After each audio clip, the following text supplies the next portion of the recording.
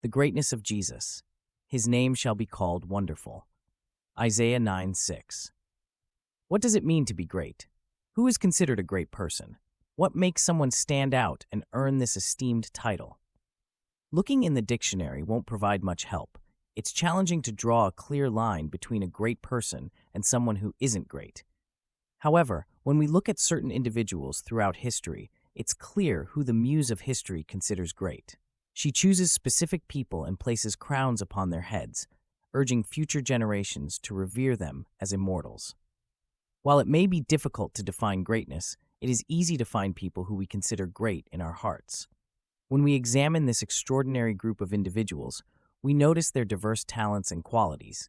None of them are alike. Homer is not like Phidias, and Phidias is not like Pericles, who is not like Plato. Virgil is different from Caesar, and Dante is different from Scipio, Raphael, or Justinian. Goethe is different from Frederick the Great, and Kant and Hegel are different from both Mendelssohn and Bismarck. Napoleon, Laplace, Racine, and Pasteur are all unique in their own ways. William the Conqueror is not like Shakespeare, and Bishop Butler is not like Newton. The Duke of Wellington is not like Gladstone. Franklin is different from Washington, and Lincoln is different from Longfellow. Fulton and Morse are different from all of them. Yet, all of these individuals are celebrated among the greats. What do they have in common? What characteristic connects them? In this diverse group, is it possible to find a common trait? It is possible, and that trait is an extraordinary ability to achieve. These men accomplished enduring things that changed the world. They sculpted statues, painted pictures, led armies, governed states, composed music, created laws, wrote poems, made discoveries, and invented things that enriched people's lives. They left a lasting impact on the world. The fruits of their genius continue to be cherished by our society. Was Jesus great? What did he achieve? What did he do? He never sculpted a statue, painted a picture, wrote a poem, composed music, developed a philosophical system, published a book, led an army, governed a nation, created a law, made a discovery, or invented something. He never wore a crown, held a scepter, or wore a purple robe. He never held a position in the church or the government. He never contributed anything to art, literature, science, philosophy, invention, statesmanship, or war, which are the domains where great people have earned their recognition. Yet everyone considers Jesus great. No knowledgeable person in any part of the world would deny him that prestigious adjective. Not only is he considered great, but in a large part of the world, he is considered the greatest. So great that no one else can be compared to him.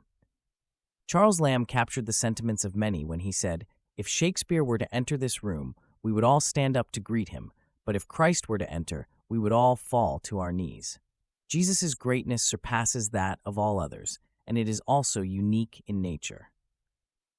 Other men are talented artists, poets, generals, or statesmen, but Jesus is a remarkable man. His greatness lies in his personality and character. He did not achieve greatness through painting, sculpture, warfare, or writing, but through the power of his strong will. He did not wear extravagant clothes like other important figures. Instead of saying, "Look at the poet, the speaker, the philosopher, the general, the statesman, the ruler," we say, "Look at the man." Being a great general does not necessarily make someone a great person. Alexander the Great earned his title by skillfully organizing soldiers and leading them in battle. However, as a person, he was weak. His passions destroyed him at a young age. Napoleon the Great was successful as a military leader, but as a person, he was small-minded, vain, and despicable. He may have been great at killing and stealing, but as a person, he was insignificant. Great statesmen have not always been great people. Sometimes they have been dishonest and cowardly, their personal lives degraded by their desires and emotions, turning them into servants and subordinates. Not all great artists have been outstanding individuals in terms of their character.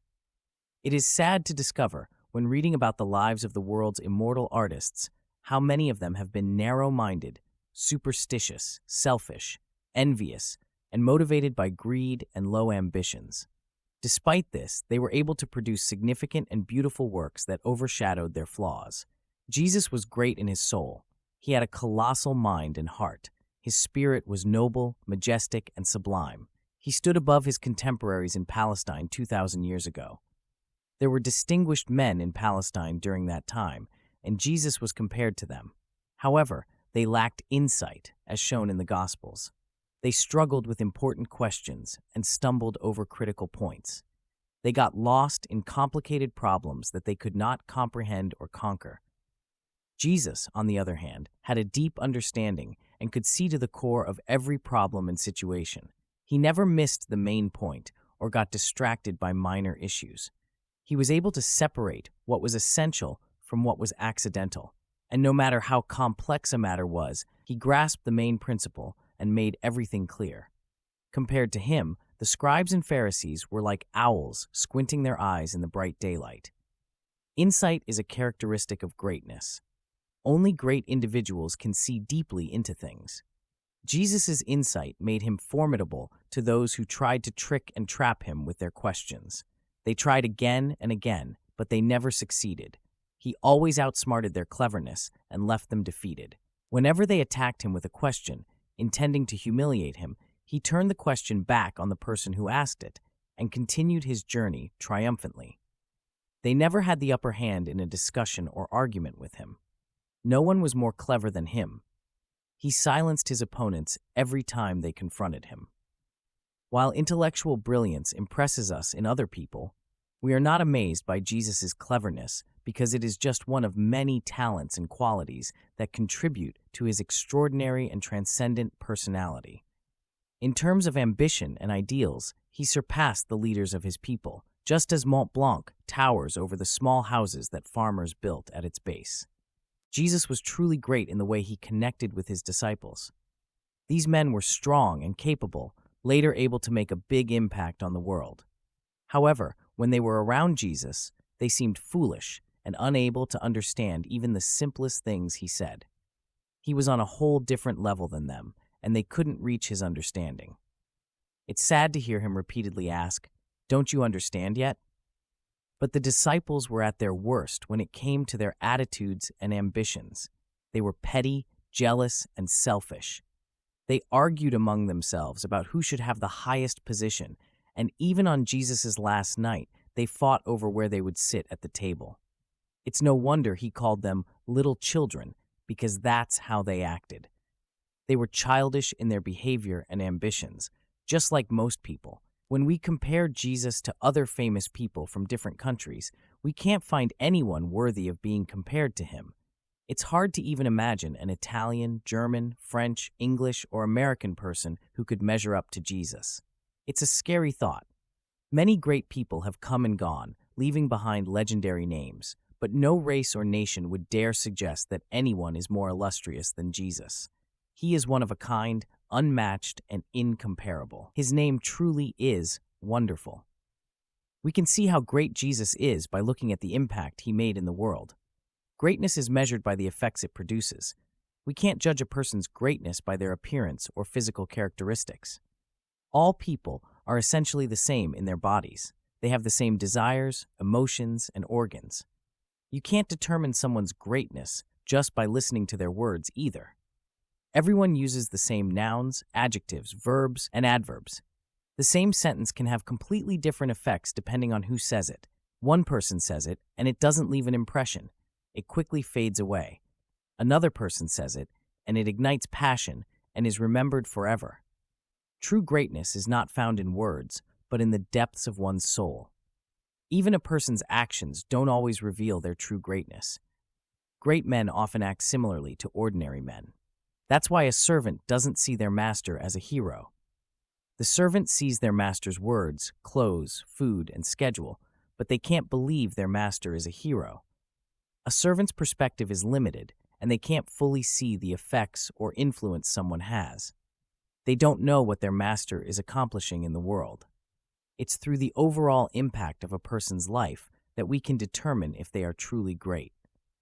Great men all have one thing in common. They make things happen.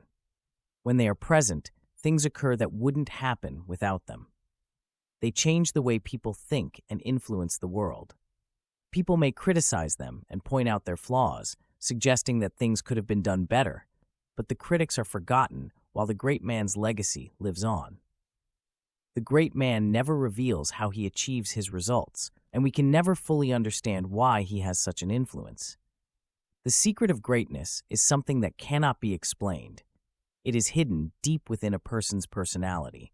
If we judge Jesus based on the impact he had and continues to have, then he truly deserves the name Wonderful.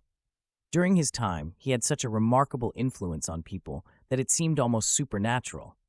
Some even thought he must have had connections with powerful forces. When he spoke, people were filled with strong emotions of love or hate. No one remained indifferent in his presence. People were either in awe of him or despised him. Wherever he went, he left people stirred and agitated. His apostles, a select group of men who were closest to him, were deeply affected by his influence. One of them, Thomas, was typically slow and composed. He wasn't easily swayed by emotions, as he didn't experience strong emotions often. However, when Jesus suggested going to a dangerous place, Thomas exclaimed, "Let us go and die with him." It's not common for someone to be willing to die at such a young age. Most people want to live until old age. But Thomas had been so profoundly impacted by Jesus' personality that he was ready to die for him. The other apostles felt the same way. Peter, for instance, boldly declared in an upper chamber that he was ready to go to prison and even die for Jesus. Though his courage faltered later on, it was only temporary, and he eventually did what he promised Jesus he would do. All the apostles followed suit, with the exception of John. It takes someone extraordinary to have such an effect on people that they are willing to sacrifice their lives for them. There is only one thing greater than dying for someone, and that is living for someone, enduring a life of shame and persecution and suffering everything for their sake. This is the pinnacle of power. Jesus transformed people. He changed their habits, opinions, ambitions, temperaments, and even their hearts. They were never the same after dedicating themselves to him. Their perspectives on God, humanity, the world, and duty were forever altered after encountering him. Wherever he went, he transformed lives, bringing out the best in people by purifying their hearts. This is true greatness, and what Jesus did in Palestine, he has continued to do ever since. Wherever his story is shared, it has a transformative impact on thoughts and feelings. Every place where his name has been proclaimed has experienced changes in ideals and institutions. The progressive part of the world measures time from the year of his birth. 16 centuries ago, Northern Europe and even Britain were wild and uninhabited territories. Various tribes of barbaric people lived there, constantly warring with one another. Some of these tribes were barely more advanced than savages. Over the past 16 centuries, Northern Europe and the British Isles have progressed and advanced. Today, they stand as the pinnacle of development and achievement. Jesus has lifted Europe to positions of power, which is one of the greatest miracles in world history. Some men have a great influence for a while, but then their power starts to fade. They may have a position of authority for a short time and then give it up. Will this happen to Jesus too? All we know is that for the past 2,000 years, Jesus has been gaining more and more supremacy.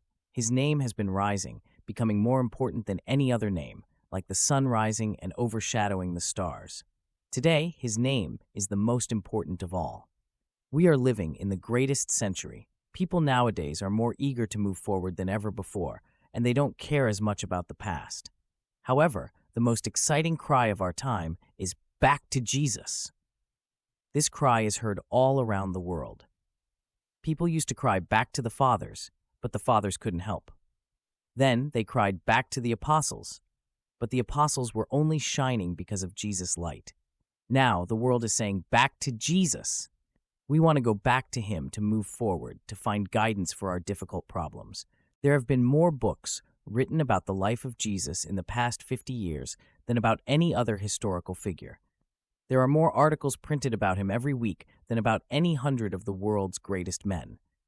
He has such an incredible power that many believe he must be more than just a man, somehow connected to the eternal. They believe he must be the Son of God. In this country alone, people voluntarily donate $200 million every year to support institutions that bear his name. They are not forced to do this.